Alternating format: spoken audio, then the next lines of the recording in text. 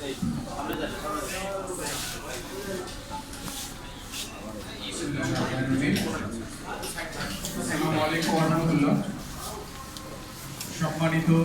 সাংবাদিক ভাই বোনেরা, আপনাদের ধন্যবাদ জানাই আজকে আমাদের মাঝে আপনারা আপনাদের সময় নিয়ে উপস্থিত হয়েছেন।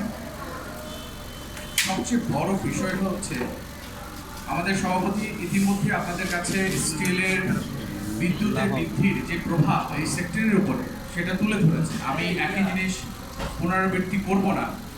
এই শিল্প বিদ্যুৎ ব্যবহার করে বৃহৎ পরিসর।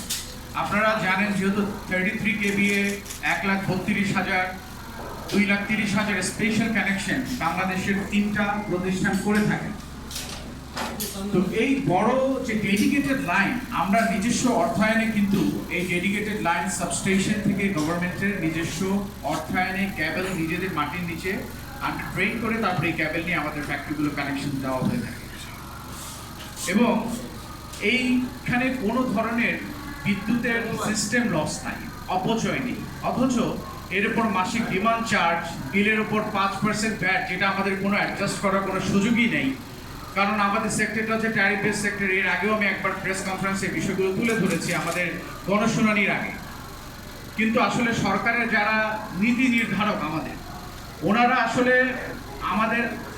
আমাদের যে ব্যবসায়ীদের যেই আসলে পেইন, আমাদের কষ্ট, এবং আমাদের কষ্ট মানে হচ্ছে আমরা সবসময় দেশে শুধু ব্যবসায়ী করি না, দেশের জনগণ আপনাদের মতো যারা নাগরিক এই বাংলাদেশের সিটিজেন আছেন, তারা এই দেশের প্রতিটা নাগরিকের সেই স্বাধীনতা আছে, সে একটা দেশে ব্যবসা করতে গিয়ে তার পণ্য ন্যায্য মূল্যে সে ক্রয় করে সে অবকাঠামো নির্মাণে সে এখানে কন্ট্রিবিউট করতে পারবে।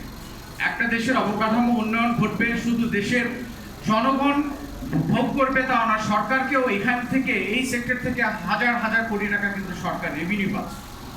আমি আজকে সরকারকে বিদ্যুতের খরচ কমাতে বলবো এই জন্যই, এই সেক্টরটা স্পেশালি অনেক বড় একটা দ্বিতীয় বৃহত্তম শিল্প। বিদ্যুৎ খাতের ক্রমবর্ধমান ক্যাপাসিটি চার্জ আপনারা জানেন 2023-24 অর্থ বছরে যেটা আপনার 320 বিলিয়ন টাকা মানে 32,000 কোটি টাকা ছিল ক্যাপাসিটি চার্জ। সরকার এটা যারা বিদ্যুৎ উৎপাদন করে তাদেরকে দিয়ে থাকে এবং পরবর্তীতে দেখা যায় 24-25 অর্থ বছরে সেটা চলে আসছে প্রায় 42,000 কোটি টাকা, মানে আরো 10,000 কোটি টাকা বাড়ানো হলো।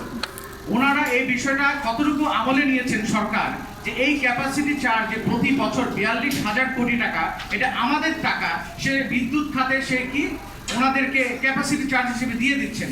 এই জিনিসটা তাদেরকে টোটালি বিবেচনা করা দরকার, বা এটাকে টোটালি কমিয়ে নিয়ে নতুন করে তাদেরকে এই কন্ট্রাক্টগুলো তাদের সাথে আবার চুক্তিগুলো আবার সংশোধন করা দরকার। আমি যেটা মনে করি ক্যাপাসিটি চার্জের বোঝা থেকে অর্থনীতিকে মুক্ত করতে হবে, যে বিষয়গুলো অত্যন্ত গুরুত্ব সহকারে বিবেচনা করা প্রয়োজন। চুক্তি পূর্ণ বিবেচনাও বাকি। দেশের বিদ্যুৎ খাতে অনিয়মের কারণে করা অপরিকল্পিত চুক্তিগুলো যা বছরে $1.5 বিলিয়ন পর্যন্ত খরচা দিচ্ছে সরকার, তা পূর্ণ বিবেচনায় জন্য গঠিত জাতীয় কমিটির সুপারিশ অনুযায়ী সংশোধন বা বাতিল করতে হবে।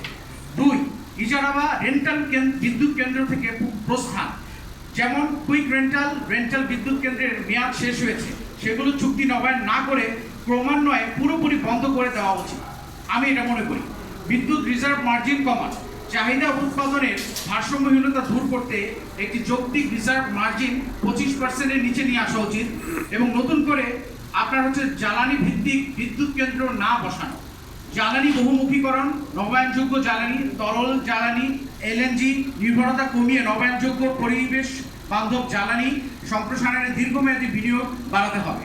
দেশের ভবিষ্যৎ শিল্পায়নের স্বার্থে আমরা সরকারের সংশ্লিষ্ট মন্ত্রণালয়, বাংলাদেশ এনার্জি রেগুলেটরি কমিশন এবং নীতি নির্ধারকদের প্রতি জোরালো আহ্বান জানাচ্ছি।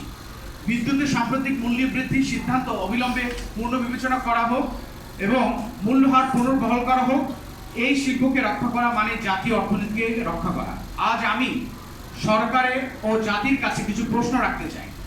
আমাদের শিল্প, বিশেষ করে স্টিল শিল্প দেশের উন্নয়নের অন্যতম একটি ভিত্তি, অথচ সরকার যেভাবে রাজস্ব আদায় করে তার ব্যয়ের জবাবদিহিতা কোথায়? প্রতিটি মন্ত্রণালয়কে তার ব্যয়ের পূর্ণ হিসাব জনগণের সামনে আনতে হবে।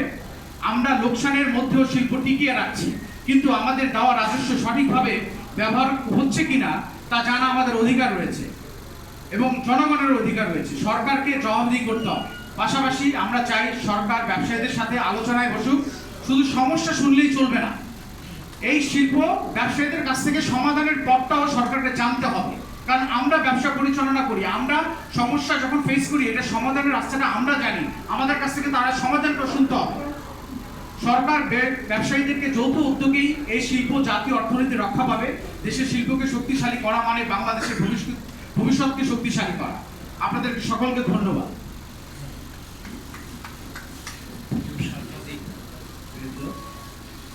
আমি আরেকটু ব্যাপারে আপনাদের অবহিত করছি।